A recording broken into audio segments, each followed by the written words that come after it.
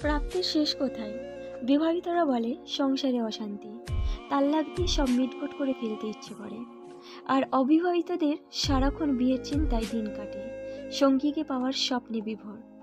ধনী ব্যক্তি চিন্তা করে একটু শান্তি আর সুখের খোঁজ কোথা থেকে পাওয়া যায়, তা ভাবতে ভাবতে বিষণ্ণতায় ডুবে থাকা। আর গরিবরা চিন্তা করে আরও বেশি অর্থ উপার্জনের পথ কোথায় পাওয়া যায়। ছোট ছেলে মেয়েগুলো ভাবে কবে যে বড় হব, সবাই ছোট ছোট বলে।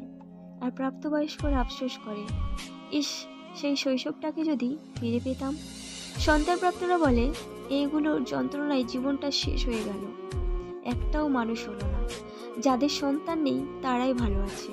আর নিঃসন্তান মানুষগুলো আল্লাহর কাছে দোয়া করে, পৃথিবীর যে কোনো কিছুর বিনিময়ে আমাকে একটা সন্তান দাও। চাকুরিজীবীরা বলে দিনভর এত খাটুনি আর ভালো লাগে না। আর বেকাররা ভাবে কবে যে একটা চাকুরি হবে। সেলিব্রিটিরা মুখ লুকোতে ব্যস্ত, আর সাধারণ ব্যক্তি সেলিব্রিটি হওয়ার স্বপ্নে বিভোর। এই জগতে একমাত্র মৃত্যু ছাড়া মানুষের এই অসীম ইচ্ছা, চাহিদা আর অপূর্ণতাকে দমানোর কোনো শক্তি নেই। তাই যেই যেই অবস্থানে আছি, আলহামদুলিল্লাহ বলে সেখান থেকেই নিজের মনের সর্বোচ্চ প্রশান্তিটা খুঁজে নেওয়ার চেষ্টা করি। ধন্যবাদ সবাইকে।